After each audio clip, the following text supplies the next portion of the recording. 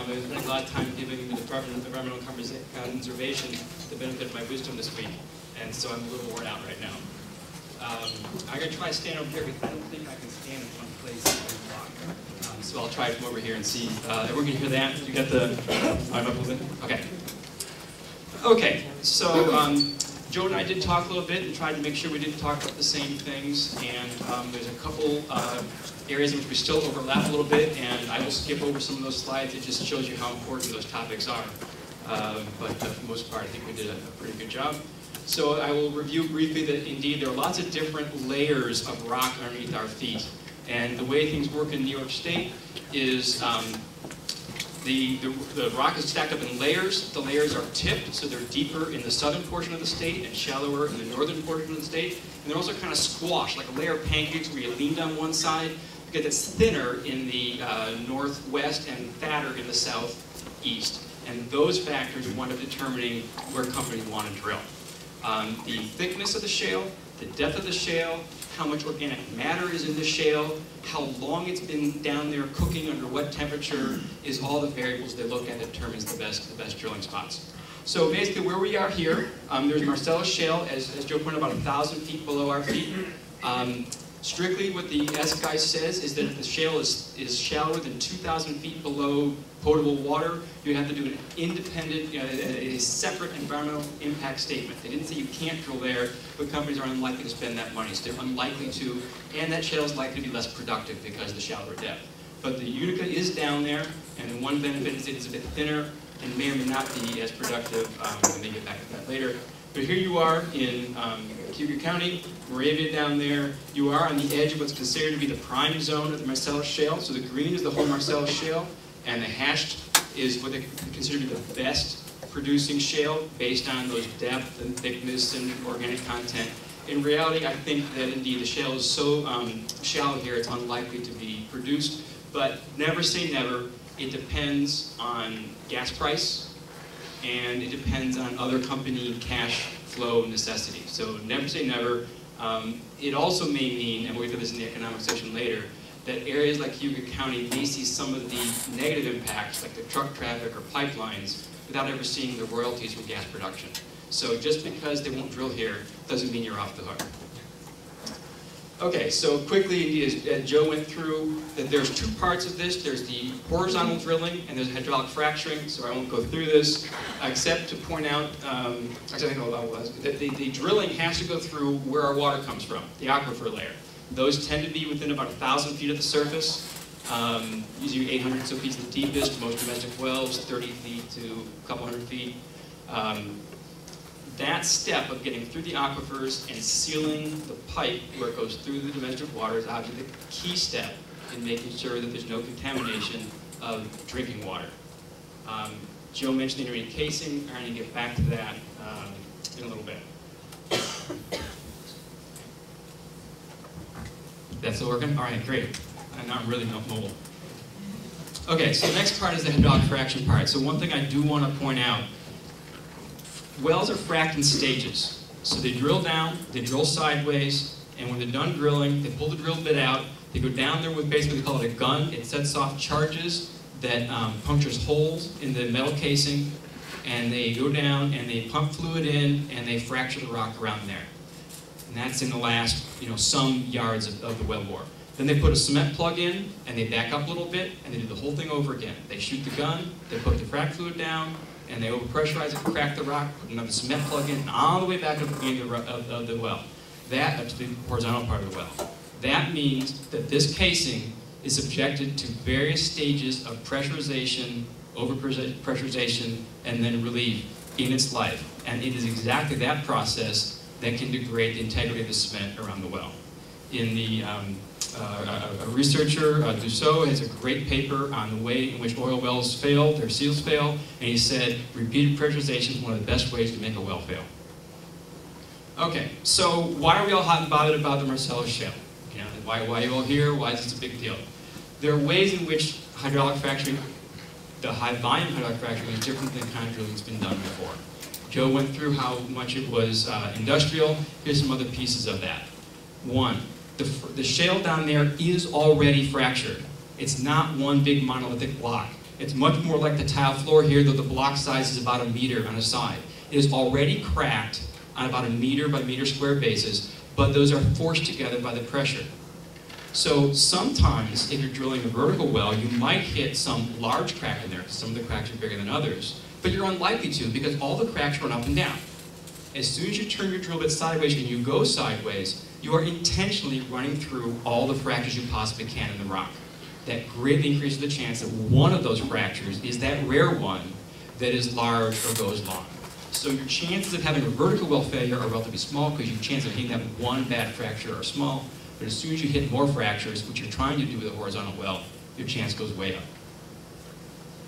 This is the part Joe talked about. It's just a much bigger, so much more water, so much more truck trips, so much more equipment. It's a very big industrial process, and therefore it's a much bigger impact.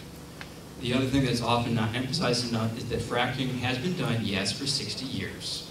But the mix of chemicals that needs to be used on a long bore horizontal well is different. Okay, it's only been used for about 10 years now, back almost 12, I guess, late 1990s. So we just don't have much experience with these chemicals in our environment, despite what the industry says. Okay, they need a different set of chemicals because they need to reduce the friction in the wellbore. And basically, this is the sum of this all is, you've got a lot of stuff going on. You've got a lot of pipes, a lot of disturbance. Okay, so that's a little bit of background so you understand what a well is, so that I can try to tell you a little bit about the things that can and do go wrong. Because all this equipment is needed, all these chemicals are needed, there's a lot of trucking involved. There's a lot of chemical storage involved. There's a lot of water storage involved. There's a lot of waste disposal involved. And all of that leads to accidents. There are surface water and soil contamination due to spills. And a lot of it happened in Pennsylvania. This is one partial list I came up with one time. Don't think there's only 5 or 6 instances that have happened. It's on here to tell you the different kinds of things that have happened. So there's a water gel mixture was spilled into a creek. In a wetland, there were drilling wastewater was spilled. They've got synthetic drilling mud that's spilled. There also was an incident where a truck tipped over and dumped diesel fuel into a stream. If this is going on, accidents will happen. You can always say, well, you can't do anything without risk. That's true. But you need to have that in mind when you're like, is this the risk I want to run? If gas drilling happens, bad things will happen. Are they worth it? Okay, I'm going to skip groundwater contamination because Joe did talk about it. The top case is the Pavilion case that he talked about, that EPA has found contamination. I will point out quickly 2 other things. Prior to that, already in Colorado, there was a researcher who looked at water quality. And he looked at the total dissolved solid, which is basically salt in the water, and he looked at the amount of methane in the water. And he graphed that compared to how many wells were being drilled. And lo and behold, the amount of gunk, scientific phrase, in the water, the amount of total dissolved solids, the amount of methane went up as the amount of drilling went up. And he was not able to say this gas well polluted this water well, but he was able to say drilling all these wells, gas wells, caused all these water wells to have lower quality. That is known. And you keep saying you've never proven this caused a problem because we can't say that well caused this well to go bad. Until now, we have the case in cases in Pennsylvania and the case in Tulane, Wyoming. There also was a case in West Virginia that was previously ignored about 20 years ago. And of course, you probably all heard about the Duke University study on methane in water wells. So basically, yes, the closer a water well was to an active gas well, the more likely it was to have methane. And the methane was chemically fingerprinted to be methane from the formation that was being drilled. So indeed, there is groundwater contamination from gas drilling, and some of this, as in West Virginia and Pavilion, is from actual fracking. The other big thing about this, again, is that there's so much water involved, there's a lot of waste involved. And one of the problems is not only what they put down the well is bad, because they take water and sand, but then this cocktail of chemicals, which are, as Joe pointed out, biocides and these slicking agents and clay stabilizers and all kinds of stuff that you really don't want to be drinking. And they put it down the well, it goes down there, and it dissolves stuff that's in the rock. So when it comes back up, not only is all that stuff they put in it, but a lot of stuff from the rock is in it too. So what comes out is not only is there gas down there, but there's other kinds of hydrocarbons down there, because the same things that made methane made benzene and toluene and other stuff that come back out. It also turns out down there there's a lot of arsenic and other heavy metals that are dangerous for humans. And also there are radioactive things. One of the ways they find the shale is the fact there's a lot of uranium in it. The whole reason we have radon in our houses is because there's radioactive stuff down in the ground decaying slowly. And what they want to do here is take that and bring it back up to the surface. And so disposal of that is a big issue. And the biggest thing at the end, there's a lot of salt. This shale's there because there was a sea, and the creatures died and went to the bottom. There's a lot of salt there too. So the water that comes back is extremely salty, several times saltier than seawater, and that in itself is difficult to dispose of because you have to get rid of the salt somehow. All right, so, you know, what can you do with it? You can treat it, you can inject it back into the ground, or you can try to use it again. As you probably have heard in Pennsylvania, they were putting it through public treatment, POTWs, the publicly owned treatment works. Not a good thing to do because they're designed to handle the stuff coming out of your kitchen, not the stuff coming out of somebody's chemistry set.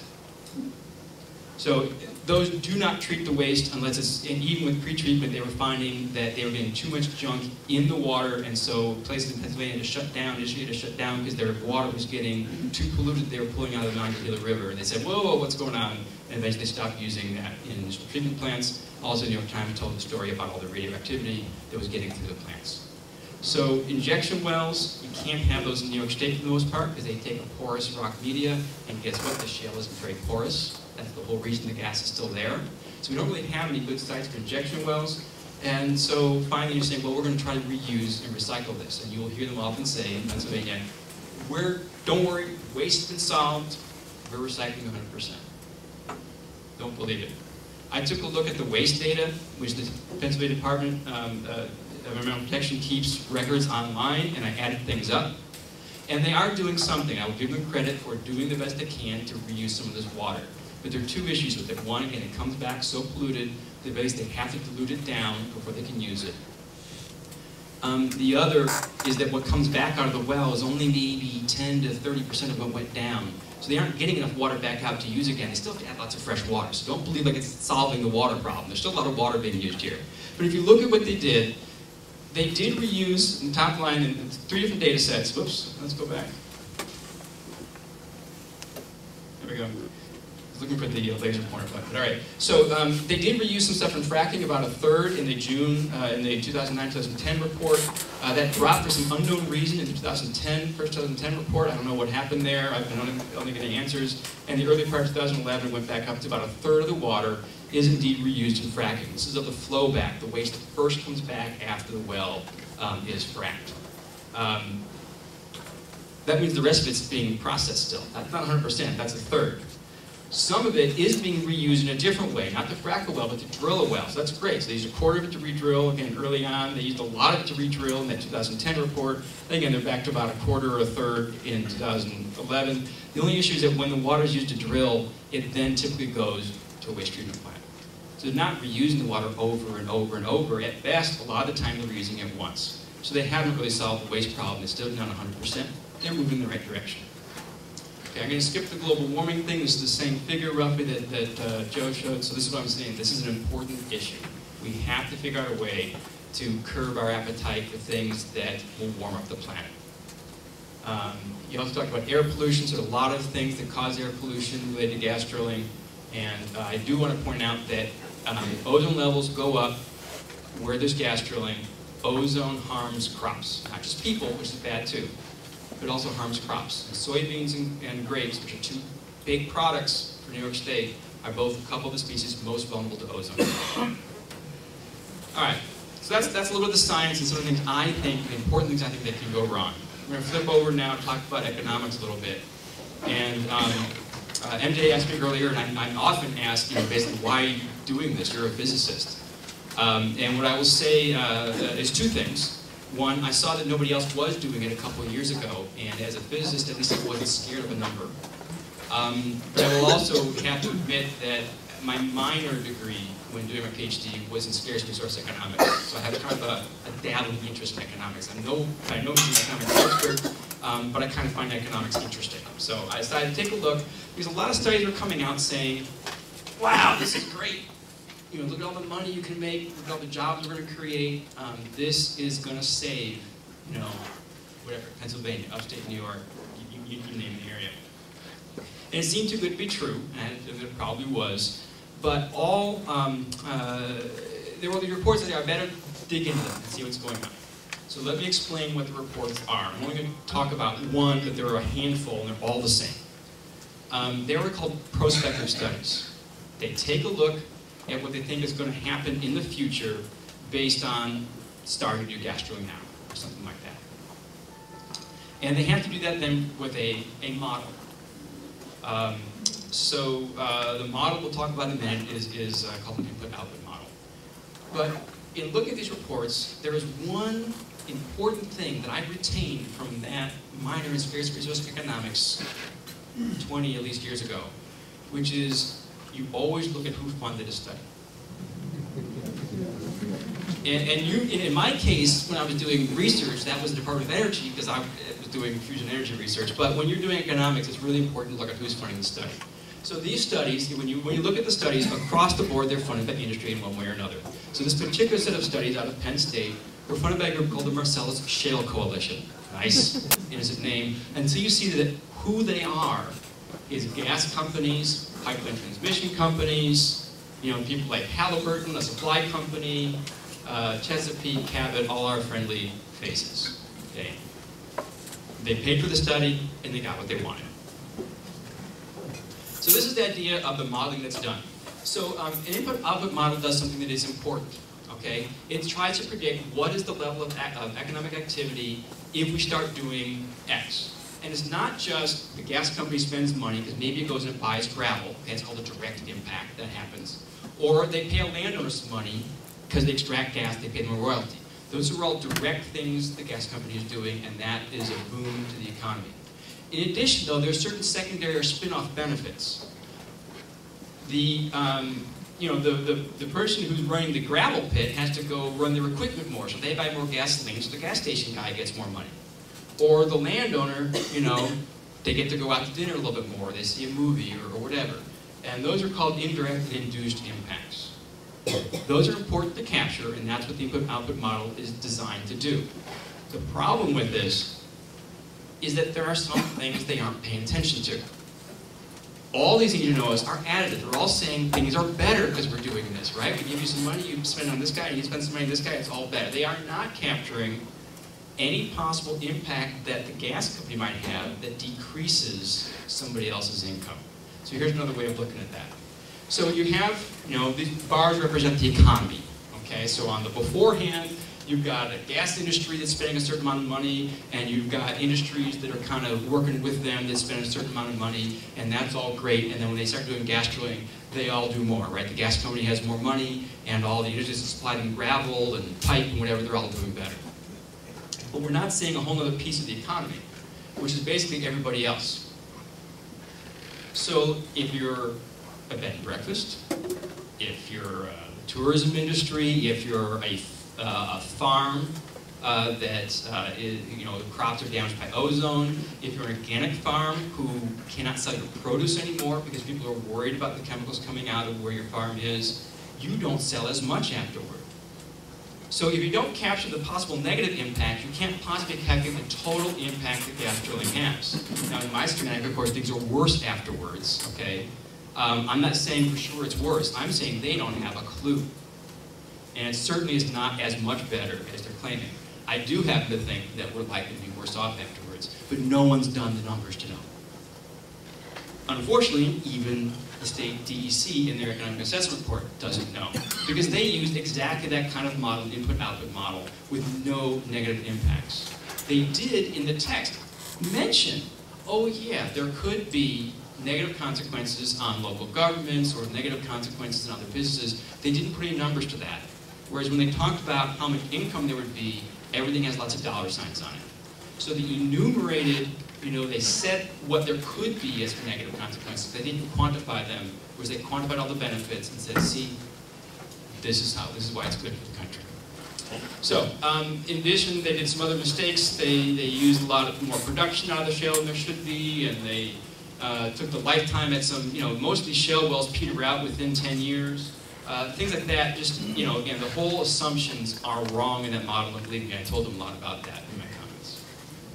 Okay, so there's another set of studies that can be done, and these are comparative studies. They're saying, no, let's not try to model this. Let's look at what really happened in the real world. So I'm going to run through some real world results for you, and then end with a few thoughts about around here. So a guy, William Freudenberg, who sadly passed away a year or two ago, did a big project in which he reviewed existing studies of economic impacts where mining includes, metal, get better. In half the cases it was worse, and a quarter was unchanged. So here's an example of some of the results he has. So the thing to understand is that red means bad things, and black is good things. Okay? So in terms of income, it isn't true that more often than not, incomes got better. And that's true because resource extraction tends to be a process that has high labor rates. Okay, so no doubt about it. So no surprise, that had the best results. But in every other major economic indicator, like poverty rate, red bar bigger than black bar. Okay, they had, the poverty rate went up more often than it went down. If you look at unemployment, the unemployment rate went up more often than it went down due to resource extraction. Okay, so maybe that only applies to like coal or something. Maybe this, this mixed in all kinds of resource extraction. So let's look at some studies that only look at gas. So the Headwaters is an organization out west that took a look at what's happening in some of the economies out there. There's a lot of gas drilling going on in Colorado, Wyoming, elsewhere. And what they found overall is that economies in counties that focused on energy extraction, oil and gas extraction, in general, did worse.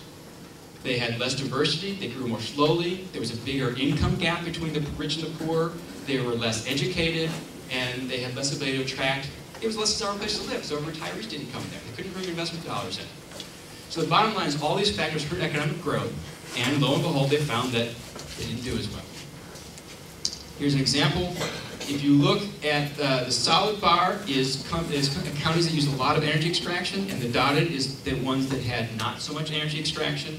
So there was a period, you guys remember the 1970s, energy crisis, all that, where energy prices went through the roof. If you had something in energy, you did great. But the point is, it's a boom-bust cycle, so in the long term, those counties that relied on other things to boost their economies did better, because they had much to fall back on when there was a bust in the energy development economy. And so when you have that diversity, that resiliency, and that educated workforce, you do better over the long term. Okay, one more set.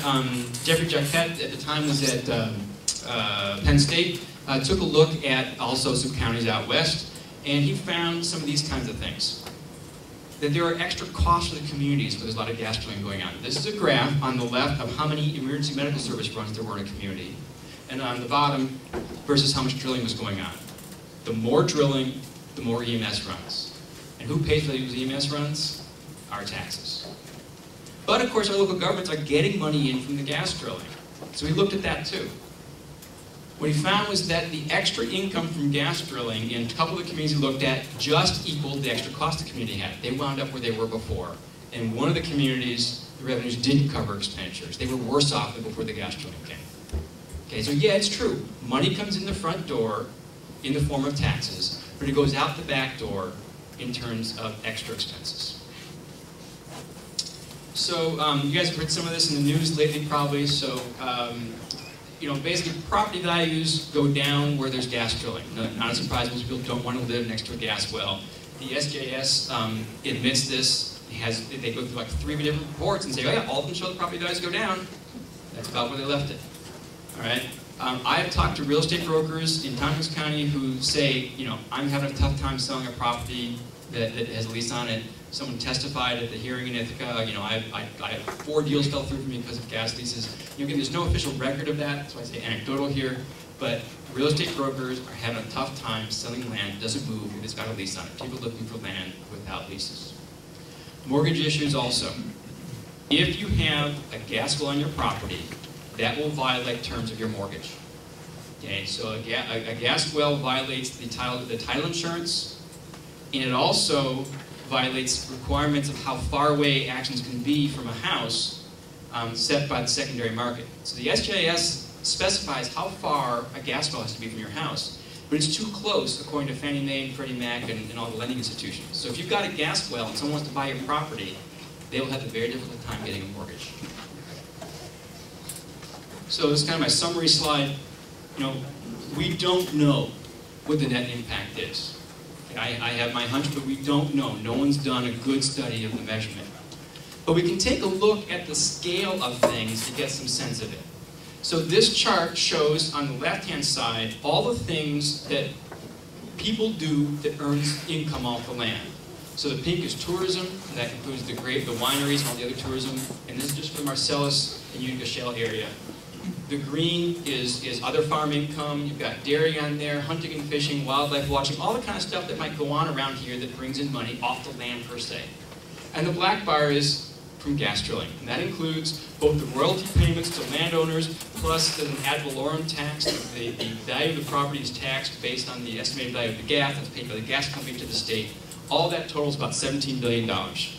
Okay, not an inconsequential amount of money. This is over about a 20-year period, but it pales in comparison to the other ways in which we make money off the land. And so the question I'll leave everyone with is, if we could add the gas money on top of the first bar, great, we'd all be happy. But that's the question of how do the different parts of the economy actually interact. If, and I think it's likely, having gas drilling cuts down our tourism revenue, cuts down on the agricultural production, cuts down on how many people want to come here and watch birds or hunt ducks, then the bar on the left goes down. And it doesn't have to go down much to wipe out the gains of the bar on the right. So, that's what I have to say.